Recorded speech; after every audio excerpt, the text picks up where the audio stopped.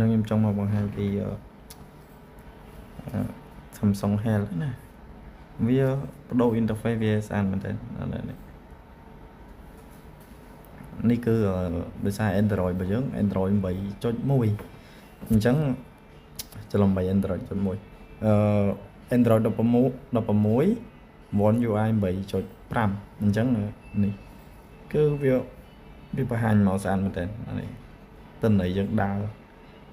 UI ថ្មីស្អាតនេះយើង set goal មកយើង set យើងដើរមក 5000 ទាហានមួយថ្ងៃយើងអូវាស្អាតជាងមុនវា clean ច្បាប់បេះដូង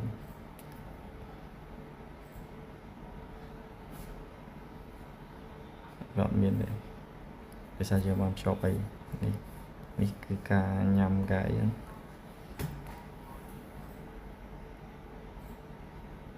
ស្អាត interface ស្អាត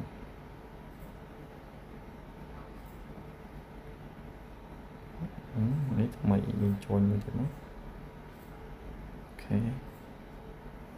ស្អាតជាងមុនហើយសូម្បីតែនៅលើនេះក៏យើងអាច customize បានដែរនេះឧទាហរណ៍ឲ្យចុចទៅជាប់ចឹងមកវាលោតមកចឹងចង់កែប្រែវាយើងចុចតែប៊ិចនេះយើងចង់អូសវាមកឆ្វេងក៏បានស្ដាំក៏បាននេះចង់វាតូចធំអីនេះឃើញទេដូចជាកាយចែកនេះយើងអាចធ្វើខ្លួនឯងបានណាពីមុនអត់ទេហើយបាទនេះឡើយនេះយើងចង់វាទៅមូតអីក៏បានវែងក៏បានតែអត់អាចទាញយកក្រុមបានទេពីកន្លែងនេះក៏ទៅលយចង់មកចេះក៏បានអត់នៅខាងឆ្វេងក៏បាននៅខាងស្ដាំក៏បានគឺថាខ្ញុំត្រឡប់ទៅនេះចឹងខ្ញុំយកនេះទៅសេវមកយន្តរនេះលយស្អាតមិនកែដាក់បង្គំវិញឲ្យទាញវាមកនេះមកគៀកដៃមកស្នុកកន្លែងពលឺក្នុងវីដេអូមានប៉ុណ្ណា